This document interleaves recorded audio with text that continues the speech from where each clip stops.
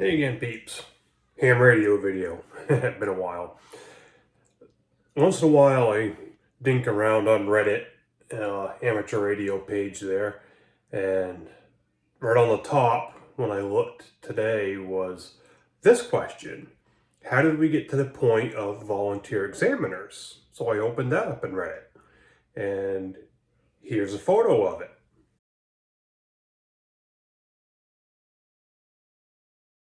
This is a valid question. The poster is not trying to bash on VEs. The poster is just asking, how did we get to this point? Way back in the day, if somebody wanted to get an amateur radio license, they literally had to go to the FCC building, a federal building, to test out. I'll get to that in a minute.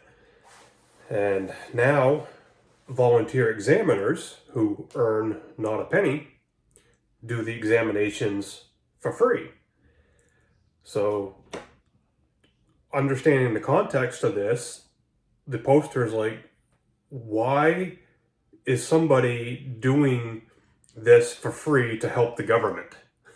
I get it. Nobody wants to help the government, right? Or very few people want to help the government.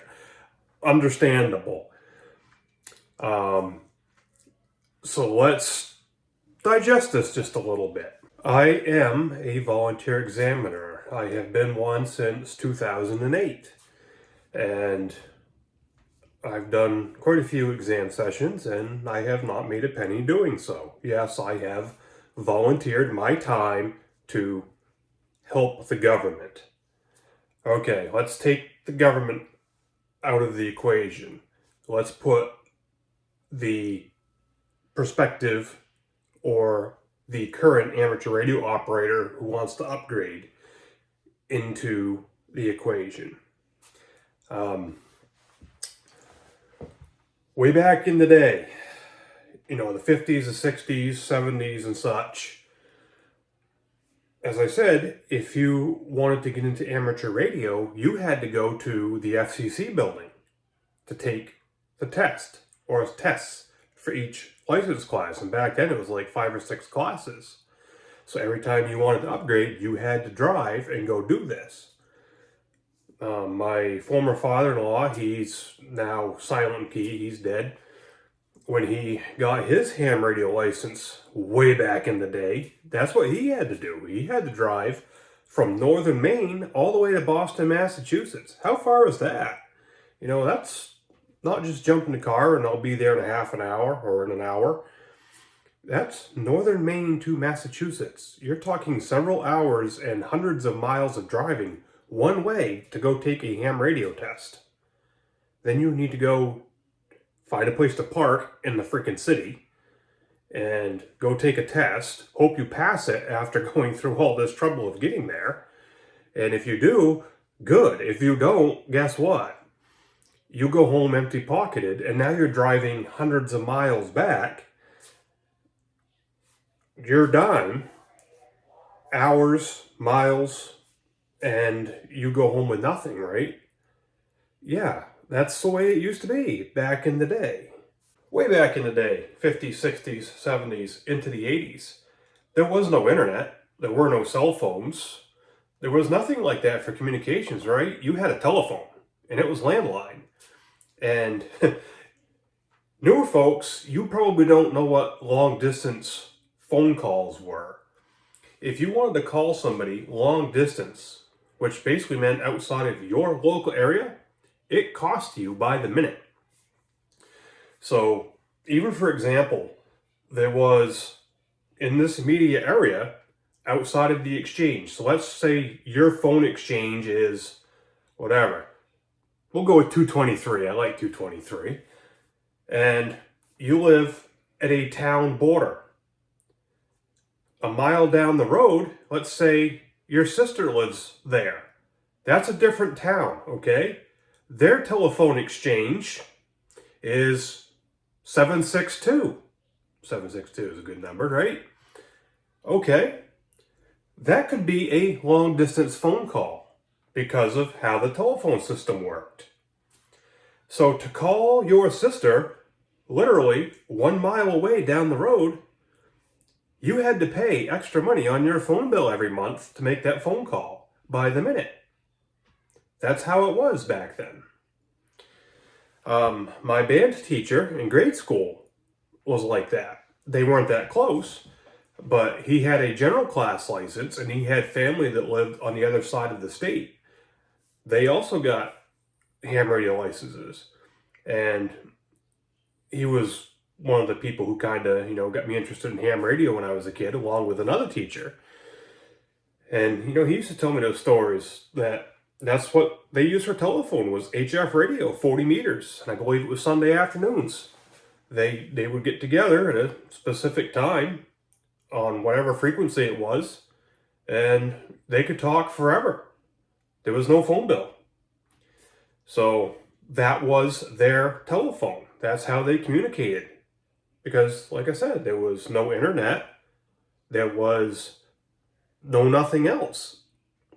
So back in the day, that's what you had. And when you had somebody on western side of the state and eastern side of the state, you weren't doing that with a CB. You didn't have GMRS, you didn't have FRS. That wouldn't have worked anyway, way too far away. You didn't have what you have now for availability. So a lot of people use ham radio for that reason. So now we fast forward to this time. Let's get with the present. Let's get with volunteer examiners. Let's get with the technology of the day. Everybody's got a cell phone in their pocket. Some people 2 or 3. Everybody's got internet, so on and so forth, right? It's probably a pretty common trend. Maybe there's a lot of activity in some places, and that's a good thing. But if you pay attention, like KC5 HWB, Jason down there in Texas, he brings it up from time to time. Around here, same thing. Other places, same thing. Your amateur radio activity, especially like VHF and UHF, has dropped significantly over, say, the last 20, 25 years. Why is that? Cell phones, right? Cell phones, internet, other means of communication that you don't need to take a test for. You don't need to go take a test to get a cell phone. You don't need to take a test to use the internet. You don't need to take a test to use Skype. You don't need to take a test for GMRS, FRS, etc., right? But you still need to take a test for amateur radio. You need to take a test to upgrade to general to use HF, right? Yes, you do.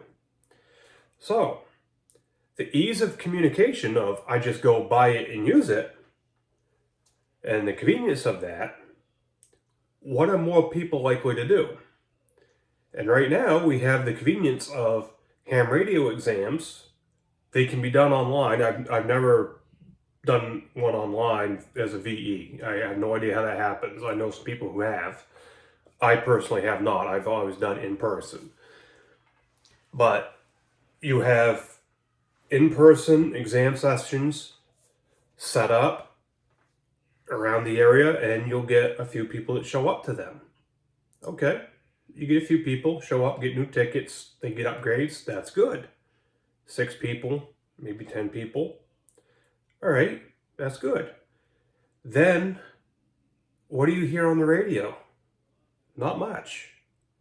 Repeaters are usually pretty quiet, aren't they? That's the way it is around here. So, what if we removed the volunteer examiner element? Let's say those 10 people who came to this test session did not have that option to go to a test session within, say, 20 miles, 30 or 40 or 50 miles. Let's say they had to drive 200 miles one way to go do it. They had to go to a city, find parking, maybe a motel, right? It's going to get expensive. Are they going to do that this day and age when they have other means of communication? Likely not. Another thing volunteer examiners would do, let's say, for example, you have somebody who wants to get a tech license or maybe wants to upgrade. What if they're bedridden? What if they physically cannot get out of a house, but they want to be able to operate or upgrade to operate on HF or something. Can they drive 200 miles, 250 miles, 300 miles to go take a test? Probably not. Would FCC examiners come to their house and do an exam? No, they're going to say, tough, screw you. Volunteer examiners will go to that person's house to give them the exams. That's not a problem. And why would we do that? Because we want to be able to help them out. And I got a little boy here. And get them into the hobby or help them upgrade in the hobby. You know, if somebody has a broken arm or something like that, oh, I can't come to the test because I got a broken arm. Suck it up, get to the test session. Or a broken leg, something like that. You can get there. But legitimately, you have a quadriplegic, something like that, who it's going to be very difficult for them to get out, get to a test session. We will go to them and we will do the test session right at their house, even if they're laying in their bed. We can do that. I am, admittedly, a radio nerd. If you haven't figured it out by now, you're a little slow on the uptake and you're a bit behind schedule. But would I want to drive from here all the way to Boston to go take a radio test? Number one, I hate cities. Number two, I hate Massachusetts. Number three, that's a long freaking ways and a lot of expense to go take a ham radio test and then hope to pass it and come home with something. And that's a real big disappointment. You know, you pass a test, you drive from here 30 miles, something like that. You fail a test, and it's a disappointment. You come home empty-pocketed. But it's not as much of a disappointment as, say, a 500-mile trip and $100 some odd in gas, a $300 motel room, $100 in food, something like that, and then coming home with an empty pocket, right? So, yeah, VEs do have their places. It's hard enough to get people interested in amateur radio right now. It only takes 3 examiners to put a test session together. You can get 2 other people and me. We can throw a test session together anytime, anywhere. That's not a problem. We have the test packets, everything we need. I got a guy right down the road from me. He's got the kit. Me and him, another examiner. We could throw something together, put something together tonight if we had to. Throw the word out. Hey, we got a test session. Anybody who wants to come. Do it tomorrow. That's how quick we can do this stuff. Whenever there's a test session, though, as I said, you get a few people who show. So if we remove that element, that few people, are they going to travel that far? I'm recording this on a cell phone right now. What can you do with that phone? You can call anybody right now in a different state, a different country. You can video chat with them, right? You can connect to the internet with this thing. You're not paying a long distance phone bill, right? It's the fact of the matter. It's not costing you any more to call your neighbor who's across the street than it is to call your friend who's across the country. That's the modern day. So, that's what amateur radio has to compete with, right?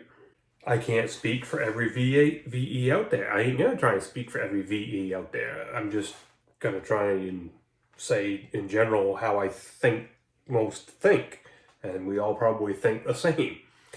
We put our time voluntarily into it so that people who want to get into the hobby of ham radio and people who already are and want to upgrade, side note, squirrel, I think it should just be one license level across the board to cover VHF, UHF, HF, period, instead of all these different levels, but I don't make the rules.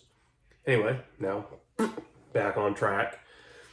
We put our time into it to try and make ourselves available so that people do not have to travel far, so that there's multiple opportunities within geographical areas, whether it's at a ham fest, it's at a school, it's here, there, anywhere, fire station, try and get a test session here, there, wherever, once a month, something like that, so that people have the opportunity to come and get a tech license or upgrade without having to go far, without having to put out much expense.